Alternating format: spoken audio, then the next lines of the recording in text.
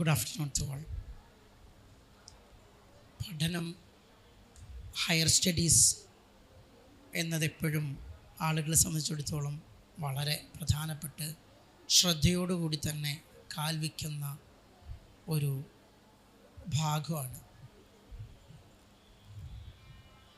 ട്രഡീഷണലായി മറ്റു പഠനങ്ങളിലൊക്കെ സഞ്ചരിക്കുമ്പോഴും ഹയർ എഡ്യൂക്കേഷനിലേക്ക് എത്തുമ്പോൾ higher education പലപ്പോഴും മോഹിപ്പിക്കുന്ന കരിയറുകളുടെ പിന്നാലെ പോവുകയും എനിക്ക് ഏറ്റവും ഫിറ്റ് ഏതാണ് എന്ന് മനസ്സിലാക്കുകയും ചെയ്തതിന് ശേഷമാണ് ആളുകൾ അത്തരം കരിയർ ഓപ്പർച്യൂണിറ്റികളുടെ അവരുടെ ഭാഗമായി സ്വീകരിക്കുക.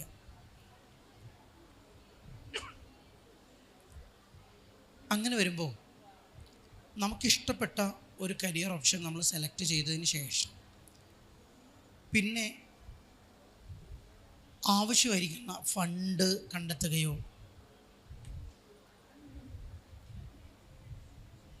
സ്വന്തമായി ഫണ്ടില്ലാത്ത കാരണത്താൽ പഠനം നിർത്തിപ്പോവുകയോ ഒക്കെ ചെയ്യുന്ന ധാരാളം മക്കളെ കാണാറുണ്ട്. പ്രത്യേകിച്ച് നല്ല ക്വാളിറ്റിയുള്ള ഒരു സ്റ്റുഡൻ്റാണ് നിങ്ങളെങ്കിൽ നിങ്ങളെ പഠിപ്പിക്കാൻ ഇവിടെ വ്യത്യസ്തമായിരിക്കുന്ന ഏജൻസികൾ തയ്യാറാണ്. നമുക്ക് വേണമെങ്കിൽ ഇങ്ങനെ പറയാം, പഠിക്കാൻ നിങ്ങൾ ഒരുക്കമാണെങ്കിൽ പണം പിറകെ വരും എന്നത് തന്നെയാണ് ഹയർ എഡ്യൂക്കേഷൻ്റെ ഏറ്റവും പ്രധാനപ്പെട്ട ഒരു മോട്ടോ എന്ന അർത്ഥത്തിൽ തന്നെ സ്വീകരിക്കേണ്ടത്. പ്രത്യേകിച്ച് നമ്മുടെ ടോപ്പിക്കിലേക്ക് വരുമ്പോൾ മൈനോറിറ്റി മിനിസ്ട്രിയുടെ കീഴിൽ മൈനോറിറ്റി വെൽഫെയർ ഡിപ്പാർട്ട്മെൻറ്റ് കീഴിൽ വ്യത്യസ്തരായിരിക്കുന്ന സ്കോളർഷിപ്പുകൾ, ഫെലോഷിപ്പുകൾ വിദ്യാർത്ഥികൾക്ക് ലഭ്യമാവുന്നുണ്ട്. www.mwd.scholarship.kerala.in എന്ന വെബ്സൈറ്റിൽ വ്യത്യസ്തമായിരിക്കുന്ന ഫെലോഷിപ്പുകളെയും സ്കോളർഷിപ്പുകളെയും പരിചയപ്പെടുത്തുന്നുണ്ട്. നമുക്കൊന്ന് സ്കോളർഷിപ്പുകളെ പരിചയപ്പെട്ട് നോക്കിയാൽ സിവിൽ സർവീസ് രംഗത്തേക്ക് പഠനം ആഗ്രഹിക്കുന്ന വിദ്യാർത്ഥികളുണ്ട്. നല്ല റിസൾട്ടുള്ള ക്യാമ്പസിലാണ് സിവിൽ സർവീസിന് ജോയിൻ ചെയ്തതെങ്കിൽ സിവിൽ സർവീസിൻ്റെ ഫീ റീഇംബേഴ്സ്മെൻറ്റായി വിദ്യാർത്ഥികൾക്ക് വൺ ടൈം ഫണ്ട് ലഭിക്കുന്നു എന്നത് സിവിൽ സർവീസ് പോലെ എൻട്രൻസ് കോച്ചിങ് പോലെയുള്ള തലങ്ങളിലേക്ക് കാലെടുത്ത് വെക്കുന്ന വിദ്യാർത്ഥികളെ സംബന്ധിച്ചിടത്തോളം ഏറ്റവും പ്രൊഡക്റ്റീവായി ഒരു സ്കീം നമുക്കങ്ങനെ കാണാൻ പറ്റും. ഇത് കേവലം സിവിൽ സർവീസിൻ്റെയോ അതല്ലെങ്കിൽ നീറ്റ് JEE ഉൾപ്പെടെയുള്ള എൻട്രൻസ് എക്സാമുകളുടെയോ മാത്രം കാര്യത്തിലല്ല, മറിച്ച് CAക്ക് അതുപോലെ വ്യത്യസ്തമായിരിക്കുന്ന കൊമേഴ്സിലെ പ്രൊഫഷണൽ സർട്ടിഫിക്കറ്റ് കോഴ്സുകൾ പോലെ കുറേയേറെ എഫേർട്ട് എടുത്തുകൊണ്ട് എക്സാം എഴുതാൻ വേണ്ടി തയ്യാറെടുക്കുന്ന വിദ്യാർത്ഥികൾക്ക് പോലും സ്കോളർഷിപ്പ് അവൈലബിൾ ആവുന്നുണ്ട്, ഫെലോഷിപ്പുകൾ അവൈലബിൾ ആവുന്നുണ്ട്.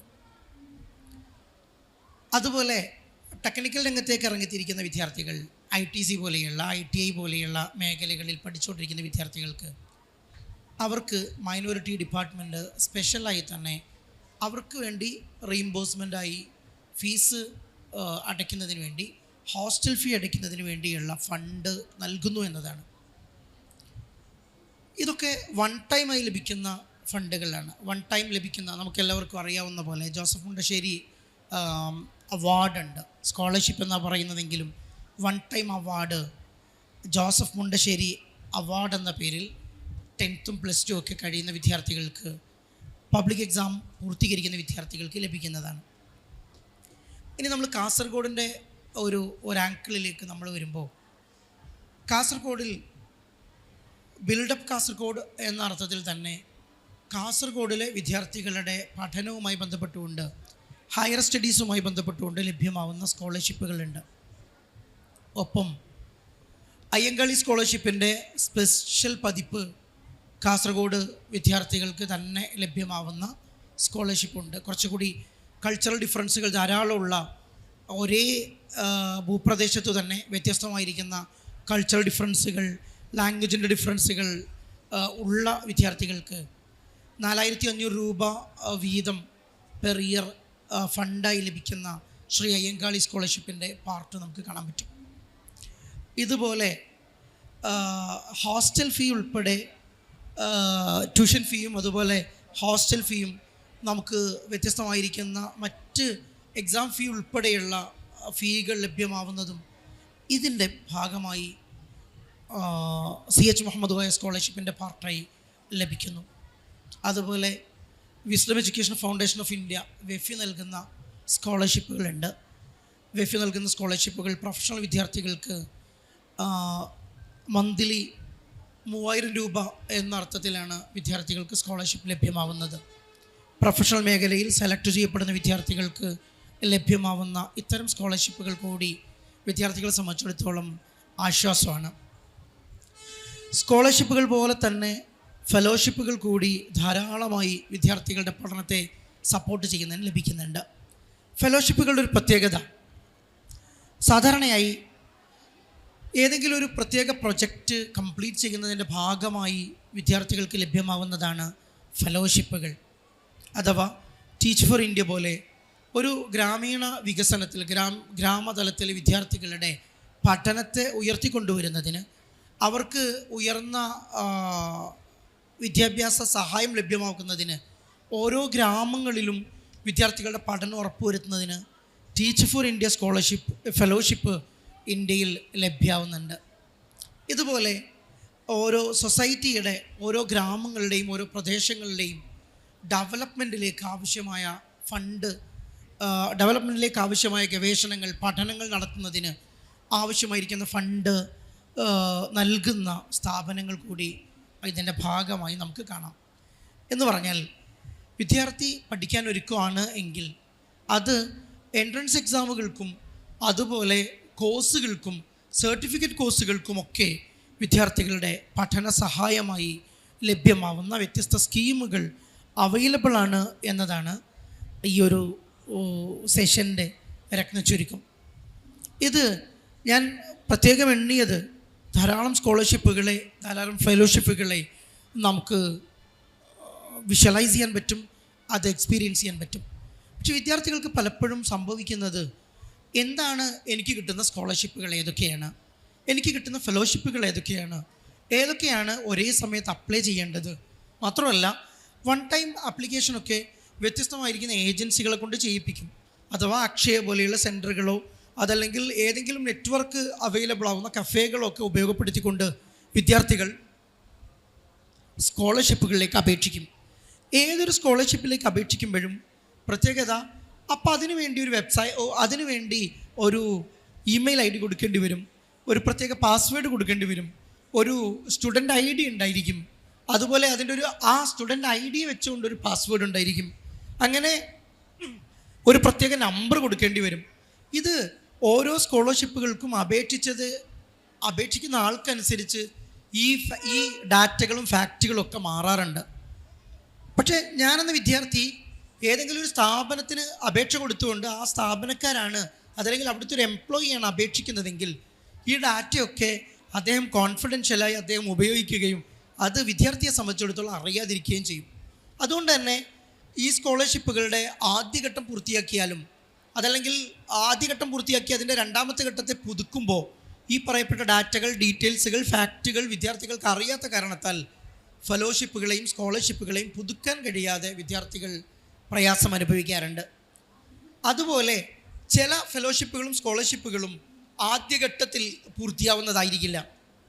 മറിച്ച് ആദ്യഘട്ടം കഴിഞ്ഞ് 2-3 ഘട്ടങ്ങളിലായി വലിയ പ്രോസസ്സുകളിലൂടെ കടന്നുപോയിക്കൊണ്ട് പൂർത്തീകരിക്കുന്ന ഫെലോഷിപ്പുകളും സ്കോളർഷിപ്പുകളും ഉണ്ട്. ഈ സ്കോളർഷിപ്പുകളും ഫെലോഷിപ്പുകളിലേക്കും കുട്ടികൾ അപേക്ഷിക്കുമ്പോൾ അതിൻ്റെ ആദ്യഘട്ടം പൂർത്തിയാക്കിയ വിവരം ലഭിക്കുന്നത് ഇത്തരം ആപ്ലിക്കേഷനുകൾ കൊടുത്ത ആളുകളിലേക്കായിരിക്കും, അവരുടെ ഇമെയിൽ IDകളിലേക്കായിരിക്കും. അത് വിദ്യാർത്ഥികൾ അറിയാതെ പോകുന്നത് കൊണ്ട് അത്തരം ഫെലോഷിപ്പുകൾ പൂർത്തീകരിക്കാൻ കഴിയാതെ വിദ്യാർത്ഥികൾ കഷ്ടപ്പെടാറുണ്ട്. അതുകൊണ്ട് തന്നെ ഫെലോഷിപ്പുകളിലേക്കും അതുപോലെ സ്കോളർഷിപ്പുകളിലേക്കും ഒക്കെ അപേക്ഷിക്കുമ്പോൾ വിദ്യാർത്ഥി തീർത്തും എൻ്റെ സ്കോളർഷിപ്പ് പുസ്തകം എന്ന അർത്ഥത്തിൽ ഒരു പുസ്തകം കീപ്പ് ചെയ്യുകയാണ് എങ്കിൽ കുറേ കൂടി പ്രൊഡക്റ്റീവായിരിക്കും. എന്ന് പറഞ്ഞാൽ ഓരോ ഫെലോഷിപ്പുകളിലേക്കും സ്കോളർഷിപ്പുകളിലേക്കും അപേക്ഷിക്കുമ്പോൾ അതിന് എന്തൊക്കെ ഡാറ്റകളാണ് കൊടുത്തിരിക്കുന്നത്, ഏതൊക്കെ സർട്ടിഫിക്കറ്റുകളാണ് സബ്മിറ്റ് ചെയ്തിരിക്കുന്നത്, അതിൻ്റെ പെർസെൻറ്റേജുകൾ എത്രയാണ്, അത് കാൽക്കുലേറ്റ് ചെയ്തത് ശരിയാണോ, ഇനി അതിൻ്റെ കൂടെ വെക്കേണ്ടുന്ന എക്സ്പീരിയൻഷ്യൽ സർട്ടിഫിക്കറ്റുകൾ ഏതൊക്കെയാണ്, അതിന് കൊടുത്തിരിക്കുന്ന ക്രെഡൻഷ്യലുകൾ ഏതൊക്കെയാണ്, ഇമെയിൽ ഐ ഡി ഏതാണ്, നമ്പർ ഏതാണ്, അത് ഓരോന്നും കൃത്യമായി ഓരോ സ്കോളർഷിപ്പിൻ്റെ അപേക്ഷയുടെയും കൂടെ ചേർത്ത് വെക്കാൻ ഓരോ വിദ്യാർത്ഥിക്കും കഴിഞ്ഞാൽ ഉറപ്പ് അത് പുതുക്കണമെങ്കിൽ പുതുക്കാനും ഇനി അതിൽ മാറ്റം വരുത്തണമെങ്കിൽ മാറ്റം വരുത്താനും തുടർച്ചയിൽ ഉണ്ടാവാനും ഒക്കെ വിദ്യാർത്ഥിയെ സംബന്ധിച്ചിടത്തോളം സ്വന്തം തന്നെ കഴിയും എന്നതാണ്. രണ്ടാമത്തെ ഒരു കാര്യം, ചില ഫെലോഷിപ്പുകളും സ്കോളർഷിപ്പുകളും കേവലം അപേക്ഷകൾ നൽകിയാൽ മതിയാവില്ല. മറിച്ച് എന്തുകൊണ്ടാണ് ഇങ്ങനെ ഒരു സ്കോളർഷിപ്പിന് അപേക്ഷിക്കുന്നത്, അതിൻ്റെ ഒരു സ്റ്റേറ്റ്മെൻറ്റ് ഓഫ് പർപ്പസ് എഴുതി കൊടുക്കേണ്ടി വരും. മാത്രമല്ല ഈ സ്കോളർഷിപ്പുമായി ബന്ധപ്പെട്ടുകൊണ്ട് അണ്ടർടേക്കിംഗ് ഇൻഫർമേഷനുകൾ കൊടുക്കേണ്ടി വരും. മാത്രമല്ല ഈ ഫീൽഡിൽ ഇതുവരെ ചെയ്തിരിക്കുന്ന എക്സ്പീരിയൻസുകളും ഇനി സഞ്ചരിക്കാൻ ആഗ്രഹിക്കുന്ന പോകുന്ന മേഖലകളെയും ഒക്കെ പരാമർശിക്കേണ്ടി വരും. ഇത്തരം കാര്യങ്ങൾ ഡോക്യുമെൻ്റ് ചെയ്യുക എന്നതും ഇത്തരം കൃത്യമായി നല്ല വേർഡിങ്ങുകൾ ഉപയോഗിക്കുക എന്നതും നല്ല വൊക്കാബുലറിയിലൂടെ കാര്യങ്ങളെ പ്രസൻറ്റ് ചെയ്യുക എന്നതും വിദ്യാർത്ഥി ചിലപ്പോൾ ശ്രദ്ധിക്കാതെ പോകും. അഥവാ നല്ല മെറിറ്റിയസ് ആയിരിക്കുന്ന വിദ്യാർത്ഥിയും അദ്ദേഹത്തിൻ്റെ ഒരു പ്രൂണിങ് എന്ന് വേണമെങ്കിൽ പറയാം, അതായത് ഷെയ്പ്പിംഗ്, കൃത്യമായി അയാൾ എന്താണോ അപേക്ഷിച്ചത്, അയാൾ എവിടേക്കാണോ സഞ്ചരിക്കുന്നത്, അതിൻ്റെ ഒരു കൃത്യത അയാൾ വരുത്തിയില്ലെങ്കിൽ വളരെ ചെറിയ മിസ്റ്റേക്ക് കൊണ്ടുപോലും വളരെ വലിയ സ്കോളർഷിപ്പുകൾ വിദ്യാർത്ഥികൾക്ക് നഷ്ടമാവും. അതുകൊണ്ട് പ്രത്യേകം ശ്രദ്ധിക്കേണ്ടത്, നമുക്ക് സ്കോളർഷിപ്പ് പോർട്ടലുകളുണ്ട്. ഇന്ത്യയുടെ സ്കോളർഷിപ്പ് പോർട്ടൽ നമ്മൾ പ്രയോഗിച്ചാൽ, അതായത് നാഷണൽ സ്കോളർഷിപ്പ് പോർട്ടൽ ഉപയോഗിക്കുന്ന വിദ്യാർത്ഥിക്ക് എല്ലാവിധ സ്കോളർഷിപ്പുകളും അതിൻ്റെ ഡീറ്റെയിൽസും കൃത്യമായി വിദ്യാർത്ഥികൾക്ക് അറിയാനും അത് ഡാറ്റ കീപ്പ് ചെയ്യുന്നതോടുകൂടി, പുസ്തകങ്ങൾ കീപ്പ് ചെയ്യുന്നതോടുകൂടി അതിൽ വേണ്ടുന്ന ആവശ്യമായിരിക്കുന്ന മാറ്റങ്ങൾ വരുത്താനും അതിൻ്റെ തുടർച്ചയ്ക്കും വ്യത്യസ്തമായിരിക്കുന്ന സ്കോളർഷിപ്പുകൾക്ക്, ഫെലോഷിപ്പുകൾക്ക് ഒരേ സമയത്ത് ആപ്ലിക്കേഷൻ കൊടുക്കാനും വിദ്യാർത്ഥികൾക്ക് കഴിയുമെന്നതാണ്. എപ്പോഴും ടെസ്റ്റിമോണിയൽസ് ഉൾപ്പെടെയുള്ള, അതായത് വലിയ ഫെലോഷിപ്പുകൾ കിട്ടിക്കഴിഞ്ഞാൽ അതുമായി ബന്ധപ്പെട്ടുകൊണ്ടുള്ള ടെസ്റ്റിമോണിയലുകൾ, അതുപോലെ അവരുടെ പ്രൊഫൈലുകൾ എല്ലാം പരിശോധിക്കുന്നതായി നമുക്ക് കാണാൻ പറ്റും.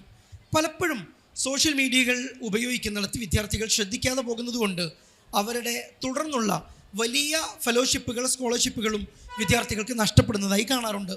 എന്ന് പറഞ്ഞാൽ ചില ഫെലോഷിപ്പുകൾ നൽകുന്നതിൽ വിദ്യാർത്ഥികൾക്ക് സ്വന്തമായി സ്വന്തമായി വെബ്സൈറ്റ് ഉണ്ടോ എന്ന ചോദ്യമുണ്ട്. സ്വന്തമായി വെബ്സൈറ്റ് ഉപയോഗിക്കുന്ന വിദ്യാർത്ഥികൾക്ക് എന്ന് പറഞ്ഞാൽ വളരെ ചെറുപ്പത്തിൽ തന്നെ സ്വന്തമായി വെബ്സൈറ്റ് ഉപയോഗിക്കുകയും അത് കൃത്യമായി അപ്ഡേറ്റ് ചെയ്യുകയും ചെയ്തുകൊണ്ടിരിക്കുന്ന വിദ്യാർത്ഥികൾക്ക് അതിനനുസരിച്ച് ഫെലോഷിപ്പുകളും സ്കോളർഷിപ്പുകളും ലഭ്യമാവുന്നതുണ്ട്. അതുപോലെ സോഷ്യൽ മീഡിയ അക്കൗണ്ടുകളിൽ അവരുടെ ഇടപെടലുകൾ, പ്രത്യേകിച്ച് ലിങ്ക്ഡിൻ പോലെയുള്ള സോഷ്യൽ മീഡിയ പ്ലാറ്റ്ഫോമുകളിൽ വിദ്യാർത്ഥികളുടെ ഇടപെടലുകളെ കൃത്യമായി അനലൈസ് ചെയ്തുകൊണ്ട് തന്നെ അവർക്ക് ഫെലോഷിപ്പുകളും സ്കോളർഷിപ്പുകളും അവൈലബിൾ ആവുന്നതുണ്ട്. നമ്മളൊക്കെ ധാരാളം സേവന പ്രവർത്തനങ്ങൾക്ക് ഇടപെട്ടുകൊണ്ടിരിക്കുന്ന ആളുകളാണ്. വ്യത്യസ്തമായിരിക്കുന്ന പ്രവർത്തനങ്ങളിൽ വിദ്യാർത്ഥികളായിരിക്കുന്ന സമയത്ത് തന്നെ ഇടപെട്ടുകൊണ്ടിരിക്കുന്നതാണ്. പക്ഷേ ഇത്തരം കാര്യങ്ങളെ ഒന്നും കൃത്യമായി ഡോക്യുമെൻ്റ് ചെയ്യുന്നതിലോ അതല്ലെങ്കിൽ കൃത്യമായി പ്രസൻറ്റ് ചെയ്യുന്നതിലോ വിദ്യാർത്ഥികൾ ശ്രദ്ധിക്കാറില്ല. ഈ ഒരു ശ്രദ്ധ കൂടി ഫെലോഷിപ്പുകൾക്കും സ്കോളർഷിപ്പുകൾക്കും അപ്ലൈ ചെയ്യുന്നിടത്തുണ്ടാവണം എന്നതാണ് വിദ്യാർത്ഥികളോട് പ്രത്യേകിച്ച് പറയാനുള്ളത്. പ്രത്യേകിച്ച് മൈനോറിറ്റി എന്ന അർത്ഥത്തിലും, അതുപോലെ ലിംഗ്വിസ്റ്റിക് മൈനോറിറ്റി എന്ന അർത്ഥത്തിലും, അതുപോലെ പ്രാദേശികമായി തന്നെ വിദ്യാർത്ഥികളുടെ പഠനത്തെ ഉയർത്തിക്കൊണ്ടുവരുന്നതിന് വ്യത്യസ്ത ഏജൻസികൾ അവരുടെ ഫണ്ടുകൾ തയ്യാറാക്കി കൊടുക്കുന്നതൊക്കെയും വിദ്യാർത്ഥികൾ അറിയുകയും അതൊക്കെയും അപേക്ഷിക്കാനും പറ്റുന്നിടത്ത് ശ്രദ്ധയുണ്ടാവണം. ഏതാണ്ട് എല്ലാ ഫെലോഷിപ്പുകളെയും സ്കോളർഷിപ്പുകളെയും കൃത്യമായി നാഷണൽ സ്കോളർഷിപ്പ് പോർട്ടലിൽ അവൈലബിൾ ആണ്. അതുപോലെ ഒരു പ്രൈവറ്റ് ഏജൻസി എന്ന അർത്ഥത്തിൽ ബഡ്ഡി ഫോർ സ്റ്റഡി പോലെയുള്ള കൃത്യമായി ഫെലോഷിപ്പുകളെ അവതരിപ്പിക്കുന്ന വെബ്സൈറ്റുകൾ ഉപയോഗിക്കാൻ പറ്റുന്നതാണ്. വെഫി, വിസ്ഡം എഡ്യൂക്കേഷൻ ഫൗണ്ടേഷൻ ഓഫ് ഇന്ത്യയുടെ ബുള്ളറ്റിനുകൾ എല്ലാ ദിവസവും 10-ലധികം ബുള്ളറ്റിൻ പോസ്റ്റുകൾ വരുന്നുണ്ട്. കൃത്യമായി ഫെലോഷിപ്പുകളെ പരിചയപ്പെടുത്തിക്കൊണ്ട്, സ്കോളർഷിപ്പുകളെയും അതുപോലെ ഹയർ ഓപ്ഷനുകളെയും പരിചയപ്പെടുത്തിക്കൊണ്ട് ഇവകളൊക്കെ ഉപയോഗിക്കാം.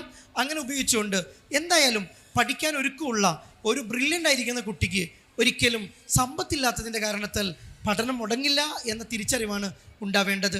ഒപ്പം വ്യത്യസ്തമായിരിക്കുന്ന എക്സാമുകൾ കഴിഞ്ഞ് ക്യാമ്പസുകളിലേക്ക് അഡ്മിഷൻ കിട്ടിയതിന് ശേഷം ക്യാമ്പസുകൾ കൊടുക്കുന്ന സീറോ ഷിപ്പുകളുണ്ട്, അലുമിനി ഫെലോഷിപ്പുകളുണ്ട്, അലുമിനി സ്കോളർഷിപ്പുകളുണ്ട്.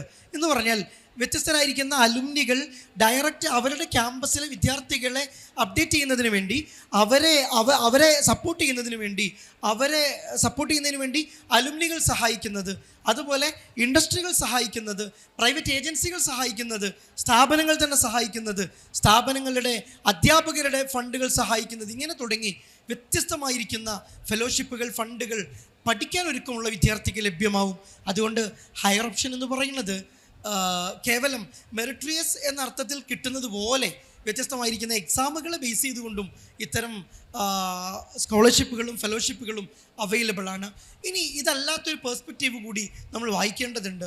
ഇന്ത്യയിൽ ഏറ്റവും പ്രധാനപ്പെട്ട എക്സാമുകളിൽ ഒന്നാണ് സിവിൽ സർവീസ് എക്സാം ഉൾപ്പെടെയുള്ള വ്യത്യസ്ത എക്സാമുകൾ. ഈ സിവിൽ സർവീസ് എക്സാമുകൾ ഉൾപ്പെടെയുള്ള എക്സാമുകളിൽ കൃത്യമായി വിദ്യാർത്ഥികളുടെ പ്രൊഫൈലുകൾ പഠിക്കുന്നിടത്ത് അവർ വളരെ ചെറുപ്പത്തിൽ തന്നെ നേടിയെടുക്കുന്ന ഫെലോഷിപ്പുകളെയും സ്കോളർഷിപ്പുകളെയും കൗണ്ട് ചെയ്യുന്നുണ്ട് എന്നതാണ്. അതുകൊണ്ട് തന്നെ വളരെ ചെറുപ്പത്തിൽ തന്നെ നേടിയെടുക്കുന്ന ഫെലോഷിപ്പുകൾ, സ്കോളർഷിപ്പുകൾ അത് നിങ്ങളുടെ തുടർ ജീവിതത്തിൽ, അക്കാഡമിക് ജീവിതത്തിൽ, ഹയർ എഡ്യൂക്കേഷൻ രംഗത്ത് വലിയ വിപ്ലവം തീർക്കാൻ, വലിയ ഓപ്പർച്യൂണിറ്റികൾ തുറന്നു തരാൻ ഫുൾ ബ്രൈറ്റ് സ്കോളർഷിപ്പ് പോലെയുള്ള, കോമൺവെൽത്ത് സ്കോളർഷിപ്പ് പോലെയുള്ള വലിയ സ്കോളർഷിപ്പുകൾ, മെറിറ്ററീസായി തന്നെ നൽകുന്ന ഫെലോഷിപ്പുകളിലേക്കും സ്കോളർഷിപ്പുകളിലേക്കും സഞ്ചരിക്കാൻ കഴിയുമെന്നതാണ് ഈ ഒരു സെഷനിൽ നിങ്ങളോട് മെസ്സേജായി പറയാനുള്ളത്. പഠിക്കാൻ ആഗ്രഹിക്കുന്ന വിദ്യാർത്ഥിക്ക് ഒരിക്കലും സമ്പത്തില്ലാത്തതുകൊണ്ട് പഠനം തടസ്സപ്പെടില്ല എന്ന തിരിച്ചറിവുണ്ടാവണം. ഒരുക്കമാണെങ്കിൽ നിങ്ങളെ പഠിപ്പിക്കാൻ ലോകം, യൂണിവേഴ്സ് തയ്യാറാണ് എന്ന തിരിച്ചറിവാണ് ഉണ്ടാവേണ്ടത്. നിങ്ങൾക്ക് നന്ദി.